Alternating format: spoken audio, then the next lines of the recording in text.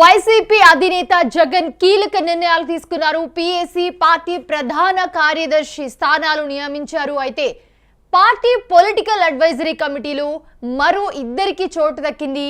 పీఏసీలోకి కరణం ధర్మశ్రీ, చింతల రామచంద్రారెడ్డి రాబోతున్నారు. అయితే పార్టీ ప్రధాన కార్యదర్శిగా ఎంవీఎస్ నాగిరెడ్డి నియామకమయ్యారు. నియామకాలను ప్రకటించిన వైసీపీ కేంద్ర కార్యాలయం దీనికి సంబంధించి కొన్ని అప్డేట్స్ కూడా చెప్పింది. ఇదే అంశానికి సంబంధించి మరిన్ని అప్డేట్స్ అందించడానికి మా ప్రతినిధి కిరణ్ అందుబాటులో ఉన్నారు.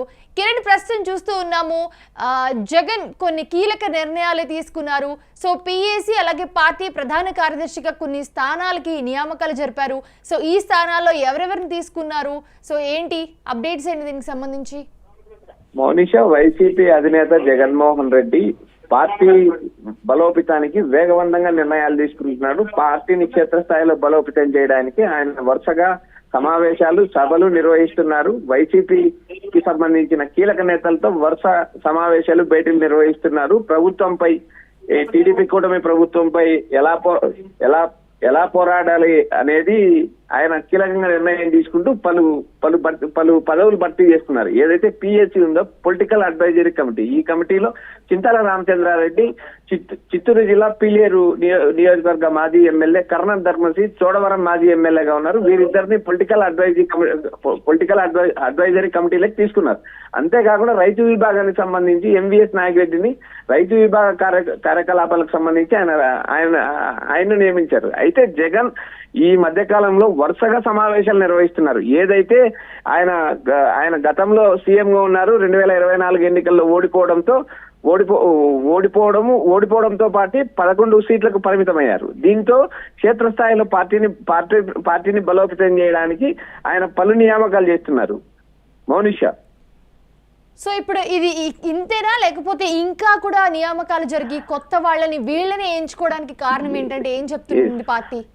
పొలిటికల్ అడ్వైజరీ కమిటీలో వీరిద్దరిని కొత్తగా నియమించారు తప్పితే పొలిటికల్ అడ్వైజరీ కమిటీలో ఇప్పటికీ 20 మంది నంబర్లు ఉన్నారు. మరో ఇద్దరికి కొత్తగా నియమించారు.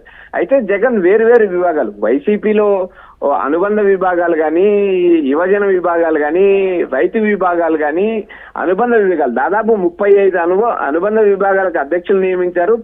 పలువురిని కమిటీ మెంబర్లుగా నియమించారు. జగన్మోహన్ రెడ్డి క్షేత్రస్థాయిలో పార్టీని బలోపేతం చేయడానికి వరుసగా ఈ నిర్ణయాలు తీసుకుంటున్నారు. ఏదైతే జగన్ గతంలో అధికారంలో ఉన్నప్పుడు పార్టీని కానీ, పార్టీ విభాగాన్ని కానీ, పార్టీని క్షేత్రస్థాయిలో బలోపేతం చేయడానికి ఆయన ఏ రోజులు చర్యలు తీసుకోలేదు. ఎప్పుడైతే 2024 ఎన్నికల్లో ఓడిపోయి 11 సీట్లకు పరిమితమయ్యారు. 11 సీట్లకు పరిమితమైన వైఎస్ఆర్సీపీకి 40% ఓట్లు వచ్చాయి. బలమైన పార్టీగా ఉంది. రాష్ట్రంలో ఉన్న పార్టీల్లో, ఏదైతే ప్రతిపక్ష పార్టీల్లో వైఎస్ఆర్సీపీనే బలంగా ఉంది. అధికార పక్షంలో అటు జనసేన, ఇటు టీడీపీ, అటు బీజేపీ, ఈ 3 పార్టీలు అధికార కూటమిలో ఉన్నాయి. అయితే కాంగ్రెస్ పార్టీ, కాంగ్రెస్ లెఫ్ట్ పార్టీలు ఉన్నా కూడా అవి నామమాత్రమే పరిమితమయ్యాయి. రాష్ట్రంలో టీడీపీ కూటమికి బలమైన నేతగా కానీ, బలమైన ప్రతిపక్షంగా కానీ జగన్మోహన్ రెడ్డి మాత్రమే కలిగి ఉన్నారు. Mounisha, right, thanks for the updates Kiran Reddy. ప్రస్తుతం చూస్తున్నాము వైసీపీ అధినేత జగన్ కీలక నిర్ణయాలు అయితే తీసుకున్నారు. పీఏసీ అలాగే పార్టీ ప్రధాన కార్యదర్శి స్థానాలు ఏవైతే ఉంటాయో వాటికి నియామకాలు జరిపారు.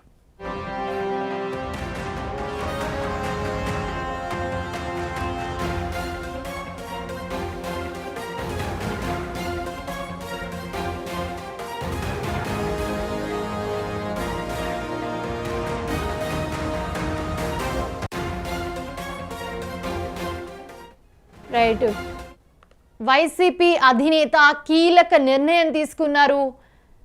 ప్రస్తుతం చూస్తున్నాము పీఏసీ పార్టీ ప్రధాన కార్యదర్శి స్థానాలు నియామకాలు జరిపారు. వాటికి పార్టీ పొలిటికల్ అడ్వైజరీ కమిటీలో మరో ఇద్దరికి చోటు దక్కింది. పీఏసీలో కరణం ధర్మశ్రీ, చింతల రామచంద్రారెడ్డికి చోటు దక్కింది. పార్టీ ప్రధాన కార్యదర్శిగా ఎంవీఎస్ నాగిరెడ్డి నియామకమయ్యారు.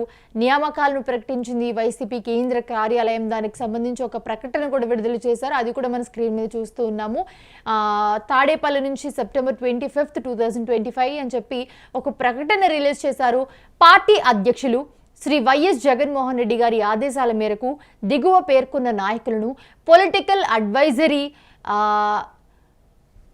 అడ్వైజరీగా నియమిస్తూ ఒక 2 ప్రకటనలు అయితే రిలీజ్ చేశారు. వేరువేరుగా పొలిటికల్ అడ్వైజరీ కమిటీ పిఏసీ మెంబర్లుగా నియమించబడినమైనది అని చెప్పి కింద వాళ్ళ పేర్లను కూడా రాసుకుని వచ్చారు. అండ్ అలాగే 2 ప్రకటనలు రిలీజ్ చేశారు.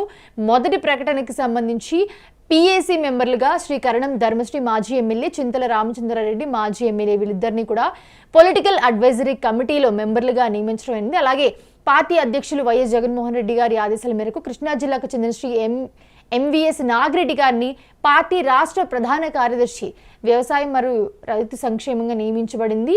సో ఈ 2 ప్రకటనలు తాడేపల్లి నుంచి జగన్మోహన్ రెడ్డి ఆదేశాల మేరకు దిగువ పేర్కొన్న నాయకులను అయితే పొలిటికల్ అడ్వైజరీ కమిటీ మెంబర్లుగా 2 అండ్ అలాగే మరొకరిని కూడా ఏదైతే కృష్ణా జిల్లాకు చెందిన శ్రీ ఎంవిఎస్ నాగిరెడ్డి గారిని పార్టీ రాష్ట్ర ప్రధాన కార్యదర్శిగా నియమించబడినమైనది. ఈ నియామకాలు జరిగాయి. ఈ నియామకాలకు సంబంధించి ఒక లెటర్ కూడా, పత్రిక కూడా విడుదల చేశారు.